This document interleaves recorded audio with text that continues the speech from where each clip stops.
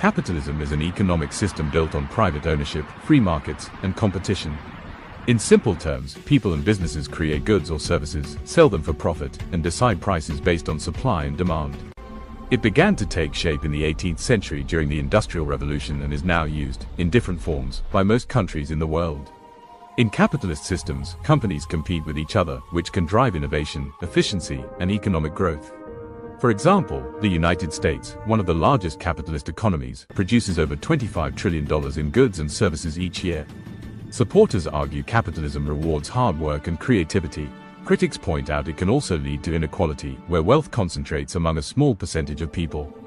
Capitalism isn't perfect, but it continues to shape how the modern world works, spends, and grows. Colonialism is the practice by which powerful nations establish control over distant territories, exploiting their resources, labor, and people for political and economic gain.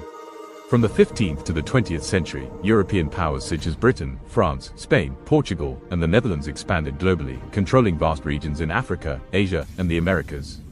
Colonialism reshaped societies. It introduced new languages, religions, and technologies, but also caused forced labor, land seizure, cultural suppression, and millions of deaths. The scramble for Africa in the late 19th century divided nearly the entire continent among European powers, disregarding indigenous boundaries. Anti-colonial movements in the 20th century, led by leaders like Mahatma Gandhi, Kwame Nkrumah, and Ho Chi Minh, challenged imperial rule, leading to independence for many nations. The legacy of colonialism remains visible today in geopolitical boundaries, economic inequality, and cultural exchange, shaping the modern world. Communism is a political and economic system where property, resources, and the means of production are owned collectively, rather than by individuals. The goal is to reduce inequality and ensure everyone has access to basic needs. Karl Marx and Friedrich Engels laid the foundations of communist theory in the 19th century, arguing that capitalism inevitably leads to class struggle between workers and owners. In practice, countries like the former Soviet Union, China, and Cuba adopted communism, aiming for equal distribution of wealth and central planning of the economy. Supporters say it can provide social welfare, education, and healthcare for all. Critics point out that in many cases, it led to authoritarian control, limited personal freedom, and economic challenges. Communism remains a powerful idea, sparking debate about fairness, equality, and the role of the state in people's lives. Fascism doesn't begin with violence, it begins with fear. Fear of outsiders, fear of change, fear of losing control. Fascism is an extreme political ideology built on absolute power, aggressive nationalism, and blind loyalty to the state. It silences opposition, crushes individual freedom, and replaces truth with propaganda.